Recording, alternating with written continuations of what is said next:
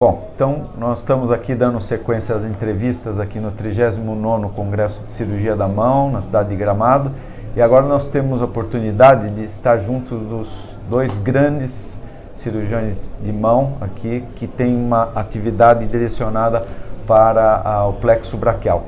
Então nós temos o Dr. Jaime Bertelli, que é sem dúvida o expoente máximo da cirurgia da mão, com publicações internacionais, um dos maiores números de publicações, especialmente sobre plexo braquial, e o Dr. Jorge Clifton, do México, também um especialista conhecido mundialmente e que está dividindo sua experiência conosco no Brasil. Bom, referente ao plexo braquial, eu gostaria de perguntar aos dois qual que é a realidade do plexo braquial, qual é o perfil dos pacientes que a gente encontra no Brasil, no México, em termos de renda, e complementando, o tempo. A gente sabe que a cirurgia do plexo é muito importante ser realizada a tempo. Qual é a sua realidade, Bertelli, qual a sua realidade, Jorge? Bom, no sul do Brasil, em Santa Catarina, onde eu trabalho, a gente procura já falar para os colegas que trabalham com a gente que assim que eles veem a lesão do plexo, que eles encaminhem. Então, porque uma coisa é eles me encaminharem aos 6 meses, que seria um tempo hábil para operar esse paciente, mas eu tenho uma agenda no centro cirúrgico particular. Então, assim, tem os residentes, por exemplo, no serviço, tem lesão do plexo braquial, às vezes eu já vejo o doente quando está internado, e quem faz o acompanhamento, se vai operar ou não, sou eu, porque aí eu tenho na minha agenda, esse caso aqui provavelmente vai precisar de cirurgia daqui a 6 meses, então eu consigo planejar. Mas é fundamental, né, que esses pacientes sejam derivados assim que possível. Esses traumas graves que a gente tem hoje associado à motocicleta em si, dificilmente tem recuperação espontânea, que era o diferente do passado, né? É diferente uma pessoa que cai da própria altura, eu vejo isso em paciente de mais idade e recupera espontânea, mas um cara de motocicleta, que se quebrou todo, que tem fratura por tudo, a chance dele recuperar o plexo sem cirurgia é muito rara. Então esse paciente tem que ser derivado rapidamente. E com relação à tua outra questão, claro que é uma parcela da população, que são os motoboys, né, que trabalham por gorjeta, quando além do que eles ganham, se fizer um serviço mais rápido, alguma coisa, eles podem ganhar uma gorjeta, então tem uma velocidade, são pessoas jovens, então tem a adrenalina e os hormônios ali, mas é uma classe que depende, na sua maioria, do serviço público. Tem um outro paciente que é diferenciado, né? Então não dá para generalizar, mas é uma classe que depende da moto e é uma classe que luta para sobreviver, então são os motoboys, não é doença de gente rica. Jorge? La realidad en México es un mosaico, hay muchas realidades.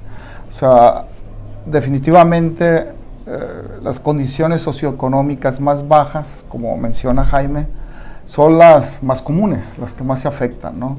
Y tenemos poca gente de clase socioeconómica alta que últimamente está viendo operarse en México. Antes veían a la Clínica Mayo, iban a Estados Unidos a operarse, ¿no?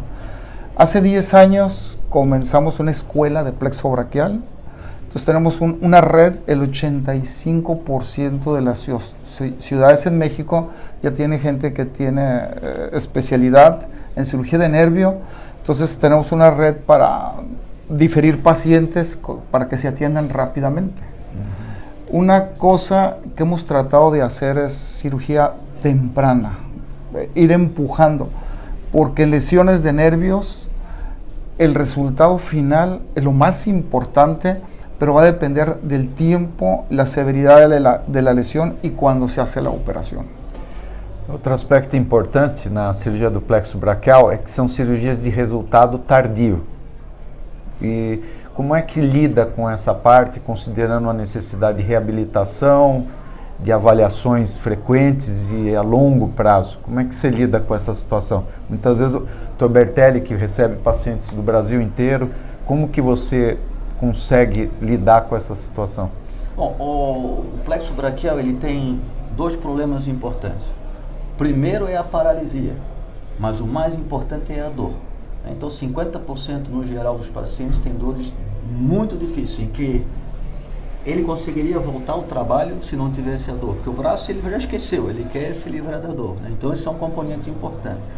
Esses pacientes assim da rede pública, a gente acaba ensinando fisioterapia para eles vão, a gente tem um grupo que ensina fisioterapia, às vezes controla por WhatsApp ou algum desses outros sistemas, porque é uma dificuldade, né? Para conseguir a cirurgia já é dificuldade e a reabilitação também. Então, normalmente vão ficar afastados no mínimo 2 anos, uma lesão completa, né? Aí existe a parte de incentivo do governo, que como fazer concurso por deficiência e tal, a gente tenta então reintroduzir esses pacientes para o mercado de trabalho. E tem um dado importante, que os pacientes que estão trabalhando têm um índice de dor menor e um índice de recuperação maior, né? Então a gente procura colocar. Eu só queria fazer uma correção do que eu falei antes ali, que eu falei nos motoboys, mas eu queria lembrar também que o Brasil é um país onde o transporte público é deficitário, né? Então não é só o motoboy, eu esqueci de falar, mas as pessoas usam a moto também para ir se locomover. É mais rápido, os nossos metrôs o metrô é deficiente, em Santa Catarina não tem nenhum, então o transporte coletivo deixa a desejar, e o cara pega a moto, sai mais barato e ele vai para casa a hora que ele quer. É um problema social, realmente. Definitivamente socioeconómico muy importante.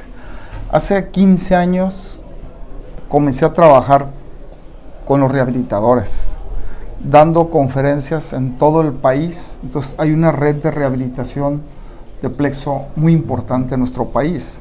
Entonces cuando tenemos esto nos permite que nos envíen rápidamente a los pacientes, se evalúen y que podamos dar el mejor tratamiento quirúrgico, ¿no? Y en conjunto con ellos que se están rehabilitando.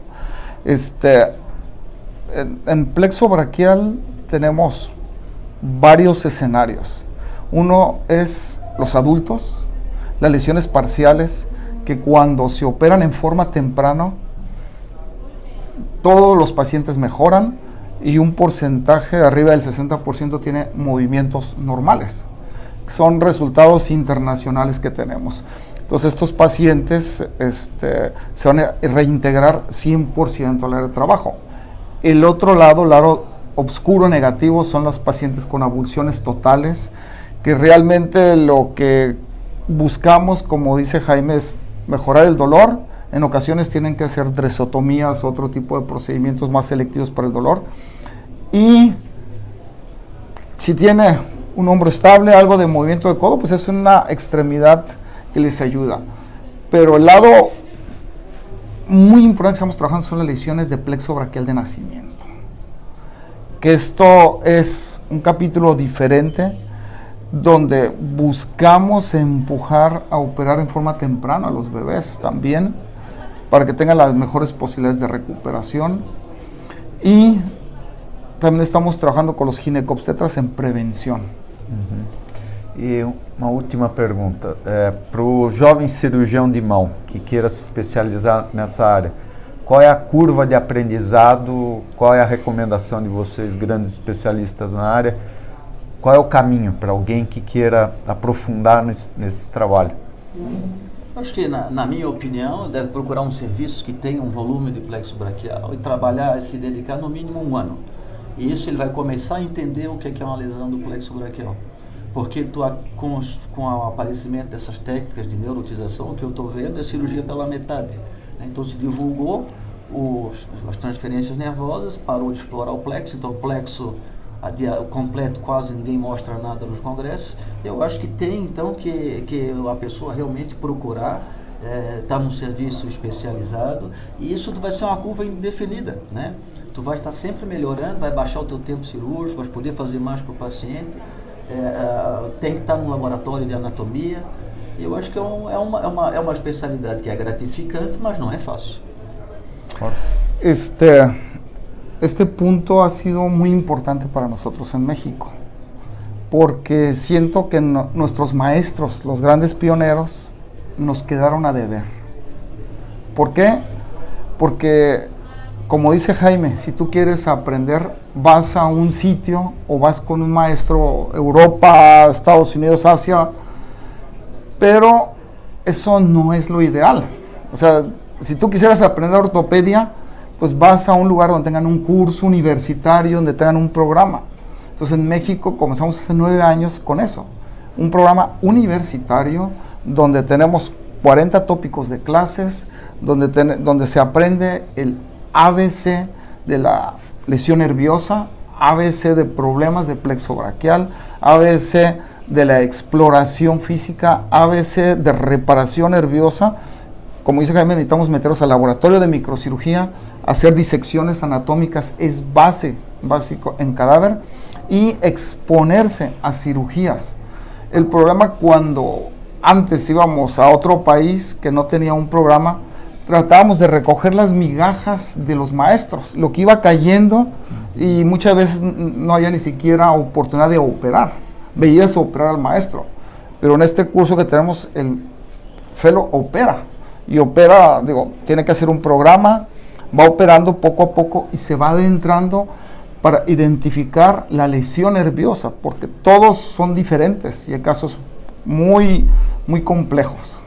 Entonces, el programa universitario yo siento que es lo básico, a donde tenemos que avanzar. Bom, obrigado pela entrevista aos dois aí. Obrigado.